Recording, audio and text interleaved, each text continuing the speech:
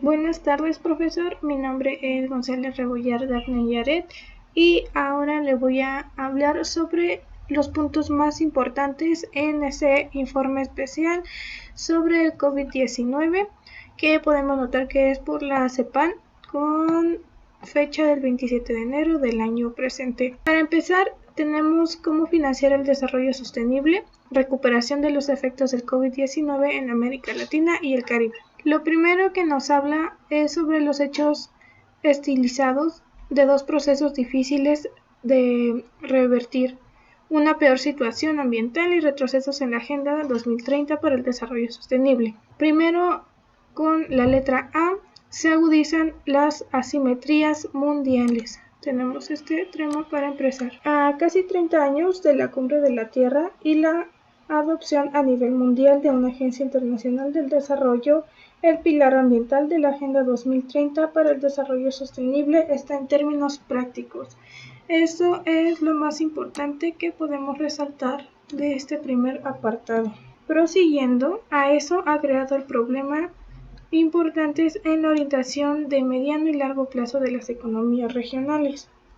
Asimismo, continuando, la región está desaprovechando la oportunidad de usar el esfuerzo de recuperación para mejorar los patrones de producción y de consumo, así como la calidad y cobertura de los servicios públicos, cuya importancia ha sido resaltada para la pandemia de enfermedad por coronavirus, o sea, COVID-19. Ahora, también nos habla acerca de estas manifiestas, las asimetrías mundiales y regionales, en el financiamiento de la adopción y los impactos del cambio climático, con un marcado desequilibrio en favor de la mitigación. Otra cosa a resaltar es la reducción de las emisiones, la cual está aquí abajo. La reducción de las emisiones fue más modesta de lo que reclama el Acuerdo de París, y los recursos aplicados y sectores favorecidos durante la pandemia contrastan con las declaraciones de compromiso y los anuncios de mayor ambición política ambientales explícitas. Terminando ese punto, nos dice punto B, el calentamiento global tiene fuertes impactos en la región que demandan más acciones de adaptación, y la situación a nivel mundial es peor de lo que se pensaba antes de la pandemia. Lo primero en la nota: los últimos 30 años han sido de los más cálidos de la historia en la región, y los aumentos más agudos de temperatura se registraron en mayores latitudes norte y sur. Tenemos un gráfico informativo el cual nos refleja estos datos. Tenemos que la temperatura promedio mensual en 1901 a 2020, y no lo comparan aquí con los meses y su aumento. Prosiguiendo, también está esta siguiente tabla de la anomalía de temperatura entre los mismos años, del 91 al 2020, donde nos reflejan los países y su aumento respecto a los meses. Ahora, como siguiente, tenemos el dato de 2020. que nos dice que 2020 fue uno de los 3 años más cálidos de la historia de México, Centroamérica, el Caribe, y el segundo año más cálido en América del Sur. Ahora, sobre las medidas de adaptación que tenemos más abajo, nos dice que como los sistemas de alerta temprana ante diversos riesgos aún no se encuentran lo suficientemente desarrolladas en la región. Prosiguiendo, el tema C. La contaminación preexiste agravó los efectos de la pandemia, y su breve disminución en 2020 permitió salvar vidas, sobre todo en los centros urbanos. Sobre esta parte tenemos que la cuarentena y los cierres de establecimientos industriales y comerciales se tradujeron en mejoras locales de calidad en el aire. Esto según la CEPAL 2020. Pero estas mejoras fueron temporalmente y se dispararon cuando se retomaron las actividades económicas. Ahora, también nos hace el siguiente informe. Se informa sobre la importancia de efectos en Bogotá, Ciudad de México, Río de Janeiro, Sao Paulo y Santiago. Nos hace el hincapié de que veamos el mapa 1 y los gráficos 2 y 3. Este es el mapa 1, donde precisamente los siguientes gráficos enfocan estas emisiones de dióxido de nitrógeno en Santiago, Buenos Aires y Ciudad de México. También nos da una gráfica que es el índice de calidad del medio para partículas en suspensión. Ahora, sobre todo esto, tenemos que durante la pandemia las capitales de América Latina y el Caribe tendieron a moverse hacia las directrices de los promedios anuales. Nos muestra otro gráfico en el que se enfoca en América Latina, las 4 ciudades, con reducción en muertes prematuras y mortalidad por todas las causas en la población de más de 30 años. Ahora, la contaminación en el aire a corto y largo plazo agravó la crisis sanitaria. Nos deja aquí en evidencia que existe una clara asociación entre la concentración de ciertos contaminantes del aire y la incidencia, gravedad y mortalidad del COVID-19. Yéndonos a investigaciones sobre las grandes zonas urbanas, también muestran que las reducciones durante la cuarentena fueron marcadas en las comunas más ricas, en las que se ubican hogares con menos recursos. Aquí nos da algunos ejemplos y prosiguiendo con ello podemos pasar al punto D, el cual es sobre el financiamiento de los sistemas de transporte público bajo presión y cambios en la distribución del aspecto vial. Para resaltar aquí tenemos que la pandemia, el medio de contagio y las cuarentenas produjeron una considerable caída en la demanda del transporte, con un efecto negativo en los sistemas de transporte público que han debido mantenerse en funcionamiento. La menor frecuencia y calidad en el transporte público también aumenta el tiempo de traslado desde las localidades alejadas de los centros urbanos y genera un círculo vicioso de disminución de la demanda y el financiamiento del transporte público. Esto es lo más resaltante y igualmente acompañado está las 9 ciudades de América Latina y su cambio respecto al uso del transporte público en esta pandemia. Tenemos el punto E, el aumentar la pobreza y crecieron los asentamientos informales. Sobre este punto nos dice de las restricciones al ingreso de las familias y han hecho crecer los asentamientos informales. Ahora en Chile nos muestra que la Fundación Techo informó lo siguiente, y es que un aumento del 73.5% en la cantidad de familias, es decir, en el asentamiento informal, y de un 20.8% en el número de asentamientos informales.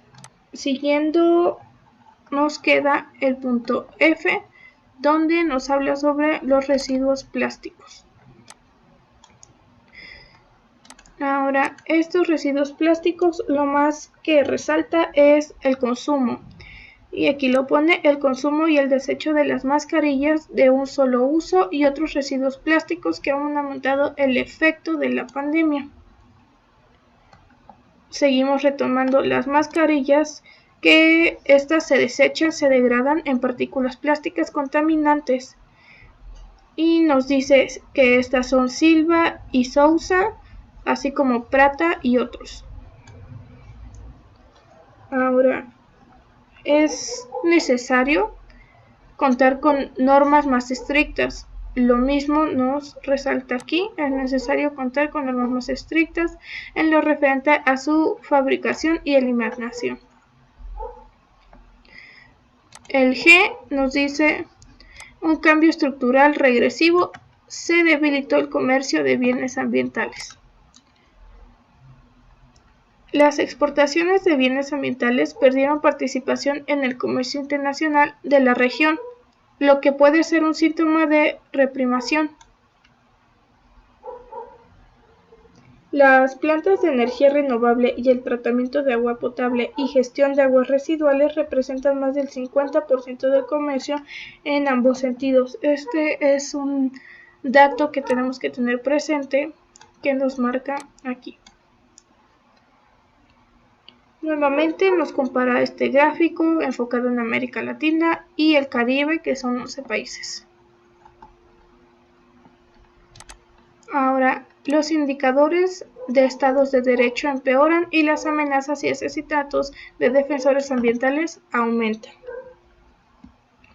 Aquí lo que hay que resaltar es el deterioro de este indicador va de la mano del deterioro del desempeño ambiental debido a que la protección del medio ambiente es fundamentalmente una función gubernamental y que esta protección no es internalizada en los sistemas productivos en ausencia de observancia de la ley.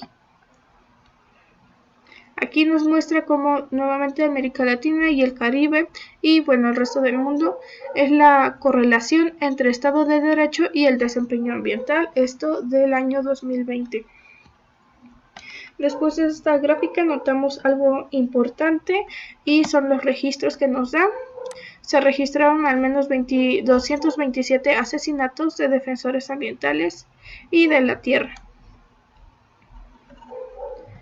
Ahora, el tema, si bien la entrada en vigor de acuerdo de Escazú es un paso adelante, resulta más difícil ejercer la democracia ambiental. Aquí nos habla acerca de los países de América Latina y el Caribe, los cuales declararon estados de excepción, con diferentes restricciones que incluyeron los procedimientos administrativos. Eso nos lo deja muy claro en esta sección. Ahora, ¿qué se hizo respecto a esto? Nos dice que se dieron prórrogas en asuntos como los plazos para la entrega de información que debía brindar las empresas para completar los registros de emisiones y transferencias de contaminantes y en procesos de otorgamiento de licencias ambientales y fiscalización. Acá abajo nos dice algo más importante, que es que si bien algunos de los casos de operatividad de los derechos de acceso se fue recuperando lentamente hacia el último trimestre del año 2021, con un levantamiento progresivo de las restricciones sanitarias, los efectos de esas medidas se hacen sentir más allá de su vigencia formal, sumando las brechas que ya existían ante la pandemia. Ahora, la J nos dice que la falta de vigilancia aceleró la deforestación y la pérdida de la biodiversidad. Y esto nos lo justifica aquí, donde en términos de la cobertura forestal regional, sufren pérdidas de bosques. Y también algo importante es la deforestación en la Amazonía legal brasileña aumentó 10.120 kilómetros cuadrados perdidos en 2019 a 111.88 kilómetros cuadrados perdidos en 2020. Los gráficos que nos muestra son enfocados en Brasil en su deforestación y dichas emisiones. La segunda de acá abajo es del año 2000 al 2020. Nos anexan otras dos, nuevamente enfocadas en Brasil, sobre la Amazonía y el Cerrado, entre los años 2016 y 2020. El segundo es de América Latina y el Caribe, es el índice de la lista roja entre igualmente los años 2016 y 2021.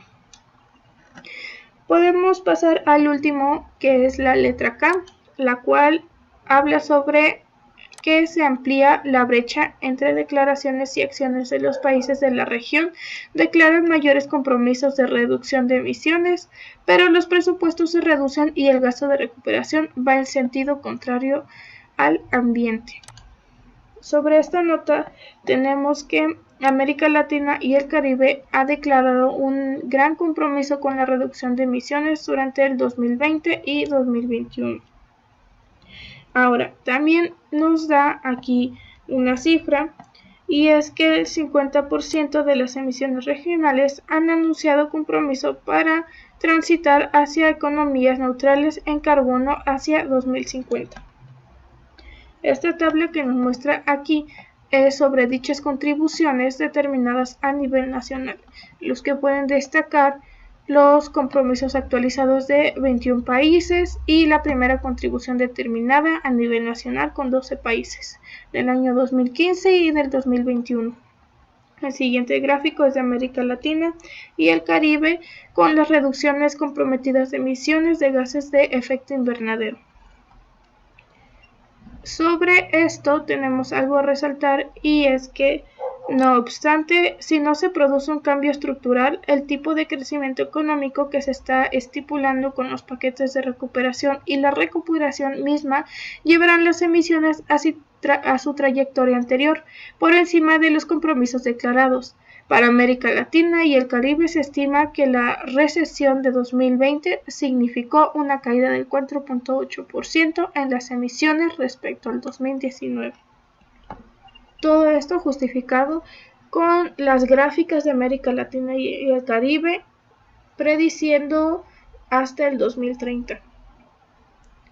Y esta en la que es de 2016 a 2020, donde muestra la evolución del gasto en protección ambiental. Podemos pasar al segundo tema de este informe, el cual es: al decidir la orientación del gasto en recuperación, se ha perdido la oportunidad de fomentar sectores transformadores, lo que, junto con una recuperación acrítica de la demanda, acentúa la insostenibilidad del patrón de desarrollo anterior a la crisis. Nuevamente empezamos con el punto A, el cual es insuficiente calidad y monto de la inversión anunciada en 2022 para cumplir con la Agenda 2030 para el Desarrollo Sostenible y el Acuerdo de París. Podemos resaltar lo siguiente de este punto, y es que los paquetes de estímulos no están ayudando al desarrollo sostenible, pues tienen un enfoque tradicional, es decir, anterior a la Agenda 2030, concentrado solo en la dimensión social. Esto está justo aquí. Prosiguiendo, también los estímulos para la reactivación económica post-pandemia podrían ser una oportunidad para impulsar las inversiones de los sectores favorables a economías bajas en carbono y pro Agenda 2030. Aquí tenemos un gasto anunciado a nivel mundial para la recuperación post-pandemia 2021.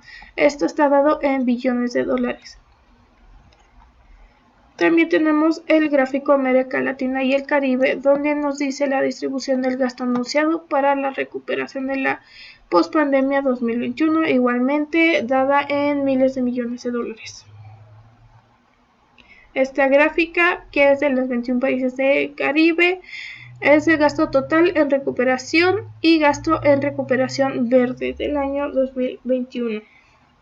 Aquí nos dice algo importante y es sobre las inversiones transformadoras realizadas en la región durante la pandemia.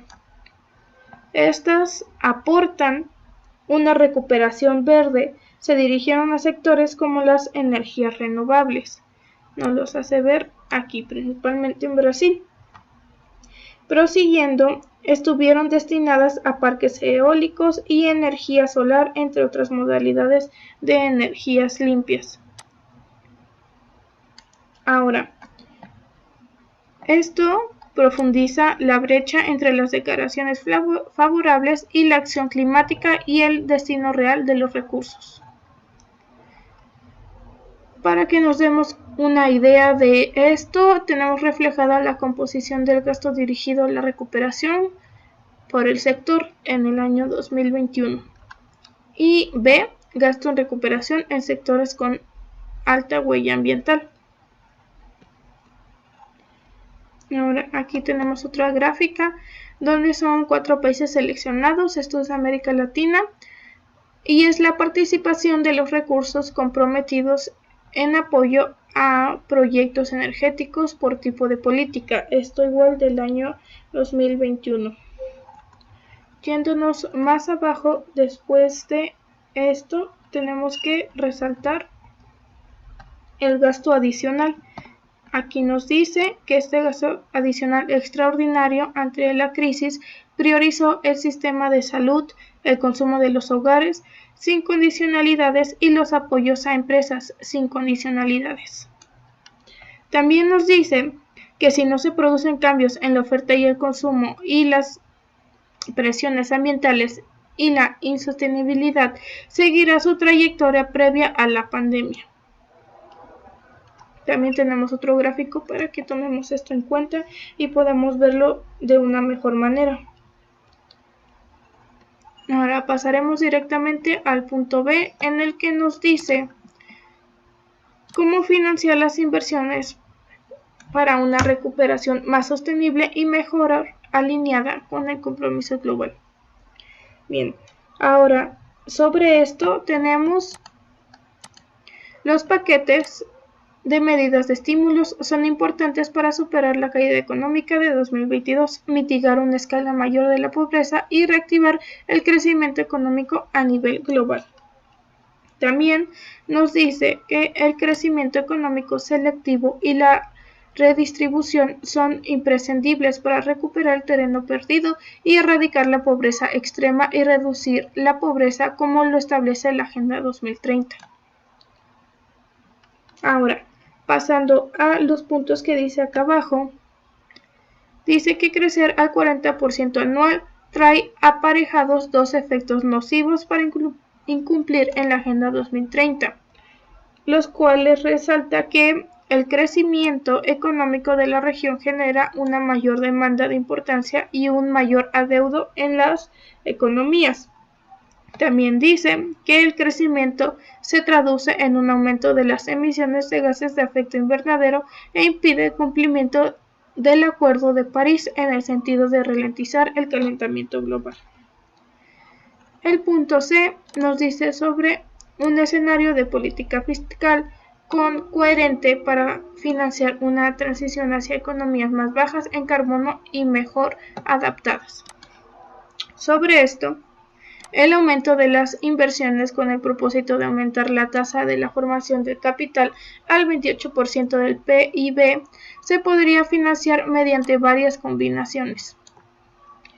Ahora, la planificación debe ajustarse oportunamente a estos cambios. La pronta adeudación del marco regulatorio para facilitar el crecimiento selectivo hacia los sectores señalados es muy importante, y esto es lo que nos resalta el punto C. Ahora, con el número 1 es reducir la evasión y la elusión fiscales. En América Latina y el Caribe, la evasión y la elusión tributarias siguen siendo elevadas y constituyen un obstáculo a la movilización de recursos, según el CEPAL 2019. Continuando sobre el punto 1, nos habla en los informes de COVID-19, los cuales están aquí abajo. En informes COVID-19 se han propuesto aplicaciones potenciales en estos recursos por motores cercanos al 3% del PIB para hacer transferencias de emergencia y financiar una canasta digital básica. El punto número 2, mejorar las opciones fiscales, ambientales y regulatorias. Tenemos que en América Latina y el Caribe los subidos al consumo de combustibles fósiles fueron de 12 millones de dólares en 2020 y un 40% menos que en 2019 y se concentraron en 8 países. Nos dice nuevamente que nos veamos el gráfico 24, el cual es este, donde está América Latina y el Caribe con 8 países, subsidios al consumo de combustibles fósiles entre 2010 y 2020. Estos son en porcentajes del PIB. Ahora, en este texto hay algo a resaltar y es sobre las inversiones en alternativas. Estas emisiones de carbono serán más competitivas por el retorno ajustado por riesgos climáticos, como lo hace ver aquí. Ahora, también la elaboración del marco normativo para bienes sustitutivos de los bienes de alta huella ambiental facilitaría la inversión privada en estas producciones. Y nuestro gráfico donde se ven los países de Argentina, Chile, Colombia y México. Tenemos nuestro tercer punto, la emisión de bonos verdes y los fondos internacionales para la sostenibilidad. Sobre este tercer punto hay que resaltar el mercado regional de bonos verdes, el cual alcanzó entre 2014 y 2020 un total de 21.600 millones de dólares. Ahora, estos, el 67% fue emitido por Chile y Brasil, También nos dice que en Brasil el Banco Nacional de Desarrollo Económico y Social generó 1 millones de dólares por medio de bonos verdes para financiar nuevos negocios sostenibles. También, después de este gráfico, nos dice que a pesar de esto, de que América Latina y el Caribe ha mostrado una dinámica importante en la emisión de bonos verdes, solo representa un 2,7% del mercado global. Y esta gráfica es el uso de los recursos de los bonos verdes emitidos por el sector entre los años 2014 y 2020. Podemos pasar al punto 4, el gasto expansivo. Aquí solo tenemos que a lo largo de la década que va de 2021 a 2030 se podría estimar un monto total de 1,2 millones de dólares constantes de 2019 para estar políticamente equivalente al 26% de las necesidades de inversión. Como punto 5, el ejercicio consolidado de fuentes de financiamiento para la inversión transformadora. Aquí tenemos el cuadro 2, recoge las posibles fuentes de financiamiento adicional para apoyar la transición hacia una economía baja en carbono en la región. Otra cosa es que el cierre de las 3 brechas es posible si se hace una inversión adicional en sectores dinamizadores de baja huella ambiental y esas inversiones incrementadas es variable considerando la suma de las fuentes potenciales de ingreso adicionales. También hay que leer la parte de acá abajo, donde dice que como comparación el costo de la eliminación de la brecha en materia de vivencia de la región, que podría apoyar la transición transformadora, se calcula en 250 millones de dólares, una décima parte de los recursos adicionales acumulados. Y este cuadro es precisamente sobre las fuentes de financiamiento y el estímulo al aumento de las inversiones en una economía baja en carbono.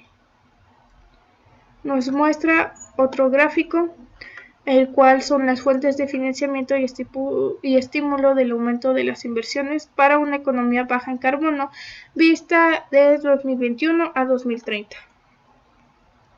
Como tercer punto, tenemos la alineación de políticas para el gran impulso a la sostenibilidad como el eje de recuperación. Aquí hay que resaltar que para apoyar una recuperación económica compatible con un estilo de desarrollo más bajo en emisiones de carbono, también tenemos que la creación de la Agenda Espacial de América Latina y el Caribe, el establecimiento de un fondo para la respuesta integral a desastres y un plan autosuficiente sanitaria para la región. Esto nos los hace ver en los siguientes párrafos. Tenemos aquí. Ahora, para finalizar, es importante ver esta parte en la que nos habla sobre el esfuerzo dinamizador para la recuperación, transformación, esta parte, la cual puede llevar simultáneamente al cumplimiento de la Agenda 2030 y del Acuerdo de París, el cierre de las brechas en las 3 dimensiones del desarrollo sostenible, y eso depende de la claridad y la capacidad de concentración de las expresiones de acuerdo entre los actores sociales y de su decisión de optar por un futuro mejor en el mundo anterior a la pandemia. Para cerrar, ello permitiría proteger nuestro planeta, como se enfatiza en el informe del Secretario General titulado Nuestra Agenda Común. Así terminamos este informe acerca del COVID-19. Por mi parte sería todo y muchas gracias.